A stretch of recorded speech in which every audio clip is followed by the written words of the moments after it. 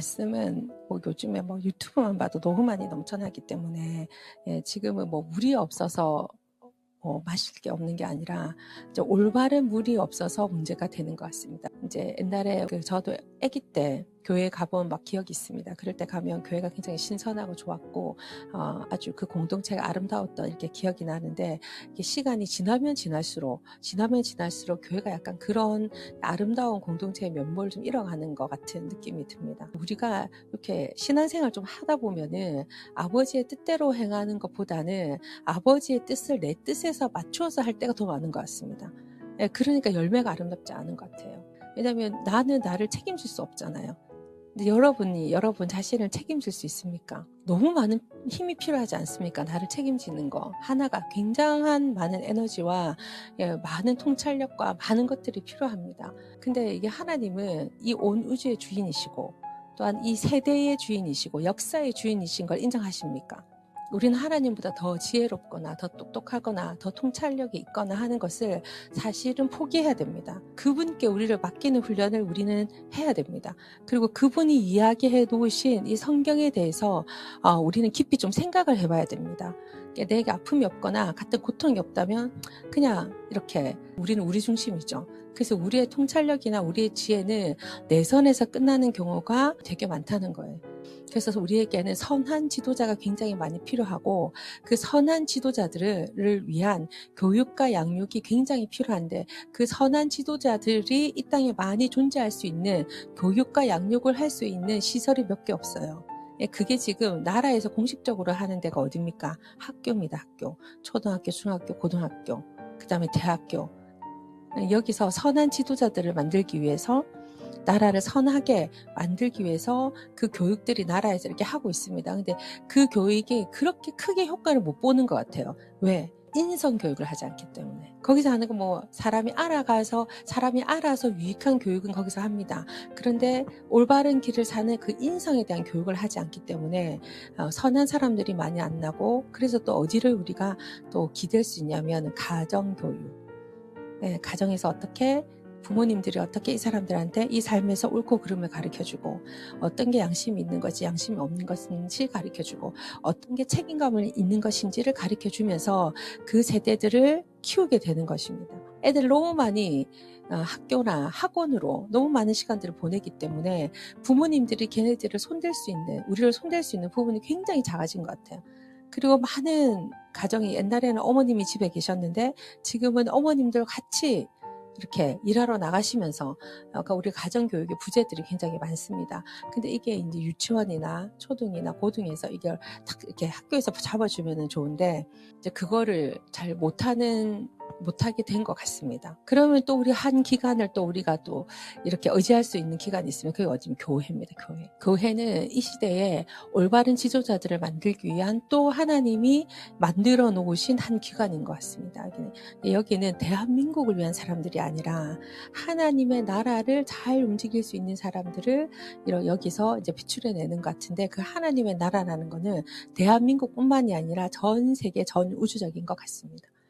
그래서 우리는 우리나라의 짐도 져야 되지만 전 세계가 어떻게 흘러가는 거에도 관심을 가지고, 힘들고 어려운 사람들을 위해서 특히 이 문화를 어떻게 움직일 것인가에 대해서 생각을 해봐야 되는 거죠. 아무도 안 해서 안 하는 거지, 누군가만 한다면 그럼 5명이 10명 되고, 그 10명 보다가 10명이 20명 되고, 20명 보다가 20명이 40명 되고, 그러다가 너무 많은 사람들이 그렇게 하겠죠. 그쵸? 이게 문화입니다, 문화. 그래서 우리 기독교인들은 수가 작지만 그 5명처럼 선한 일을 그렇게 할 수 있는 거예요. 선한 문화를 만들어갈 수 있습니다. 삶으로 실천하는 부분에 대해서 또 얘기합니다. 오늘 그러나 너희가 내 말을 성경 공부 때만 사용하고 삶으로 실천하지 않으면 너희는 모래사장에 집을 지은 미련한 목수와 같다. 폭풍이 몰아치고 파도가 거세지자 그 집은 맥없이 무너지고 말았다. 여기에 우리가 해당될 수 있습니다. 그래서 여러분이 성경 말씀을 성경 공부 시계가 되면 막 하는 거예요. 그래가지고 뭐 창출 레미신부터 시작해가지고 쫙 이렇게 읽는다 할지라도 여러분의 삶을 통해서 그 문화를 만들어내지 않는다면은 그거는 이렇게 그 집은 맥없이 무너지는 집이 되고 마는 거죠. 여러분, 우리가 지하철 하나 넘는 거, 2개 넘는 거, 이거 별거 아닐 수 있지만 그 전체가 나중에 문화가 됐을 때 상도덕이 없는 세대에 살게 되는, 그 문화에 살게 된, 그래서 결국은 우리도 손해볼 수밖에 없는, 처음에 나라가 손해보는 것 같지만 그 전체가 문화가 돼서 결국은 나도 누군가에게 빼앗기는 그런 나라가 되는 거죠. 과연 그러면 우리가 행복할 수 있을까요? 그런 나라는 사업을 하기도 힘들 것이요. 예, 살아가기가 굉장히 어려울 겁니다. 힘의 논리로 되는 나라가 될 것이라고 생각합니다. 우리는 예수 믿는 사람입니다. 우리는 예수를 믿는 것은, 이 세대는 우리가 연습하는 세대요. 내세에 하나님의 나라를 우리는 일구어 가야 할 일꾼들입니다. 하나님의 이 말씀 하나하나가 여러분의 삶의 선한 문화와 선한 사람들로 내 스스로에게 세팅될 수 있도록 여러분 힘써 주시면 좋겠습니다. 말씀으로 기반으로 한 건 하나님이 책임을 지시기 때문에 그대로 살았던 사람들은 반석과 같은 그 하나님의 말씀 속에 서 있는 것입니다. 그래서 여러분이 말씀 안에 사시기를 축복합니다. 그럼 말씀 안에 살려면 어떻게 해야 돼요? 말씀을 들어야 됩니다. 말씀 안에 살아야 되는데 말씀을 안 들으면 어디서 그걸 하겠습니까? 그래서 수요 예배도 드리시고 금요 예배도 드리시고 주일 예배도 드리는 겁니다. 그래서 말씀 묵상도 하는 겁니다. 근데 왜 이렇게 많이 합니까? 그러니까 많이 해야 됩니다. 왜냐하면 우리는 거의 24시간 세상의 법과 세상의 질서를 배우고 있기 때문에, 그리고 세상의 상식을 배우고 있기 때문에 우리는 하나님의 말씀을 지금 많이 들어야 됩니다. 우리를 통해서 뭔가 기적이 일어나고 뭔가 일어났을 때 그것으로 내가 유명해지는 게 중요한 게 아닙니다. 그건 오히려 주님과 반대되는 방향으로 갈 수 있습니다. 우리는 하나님의 뜻대로 살아야 됩니다. 예수님이 하신 것처럼 예수님은 방향성을 2개를 두신 것 같습니다. 제가 이렇게 봤을 때는. 하나는 많은 사람들이 치유 사역이나 아니면 오병이의 사역이나 이런 사역들을 통해서 하나님이 이걸 할 수 있다. 오병이어 왜 일으키신 것 같으세요? 네 먹고 마시는 거 걱정하지 말라는 거죠. 네가 내 뜻대로 행할 때 네가 먹고 마시는 것 때문에 나의 뜻을 거부하지 말라는 거예요. 그건 내가 알아서 한다는 거죠. 그래서 그 기적을 우리한테 보여주신 거예요. 치유사역, 사람들 아프면 아무것도 못하지 않습니까? 그것도 내가 알아서 해준다는 거예요. 그러니까 네가 내 일을 행할 때 두려움 없이 행하라는 거죠.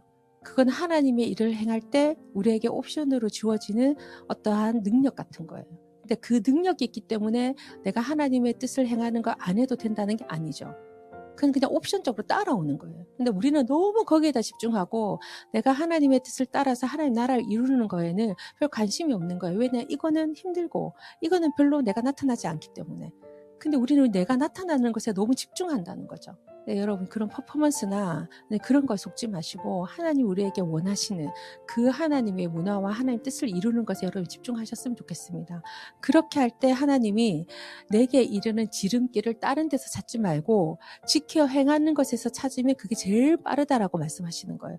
네가 나와 함께하는 거, 내 음성을 듣는 거, 내가 너를 사용하는 거, 내가 너를 통해서 일하는 게 제일 빠른 길이 나의 말을 지켜 행하는 거다. 공부할 때만 나의 말을 하지 마라. 그때만 네가 순진한 척 아니면 순종하는 척 말하지 마라. 네 삶에서 그걸 나타내라고 하는 말씀이시거든요. 그래서 우리가 가지고 있는 이 교회에서부터 이런 아주 작은 문화에서부터 순종하는 것을 우리가 한다면은 우리 대한민국 자체도 우리가 변화시킬 수 있지 않을까. 우리는 작은 문화부터 큰 문화에 이르기까지 이 문화를 주도하는 그리스도인들이 됐으면 좋겠습니다.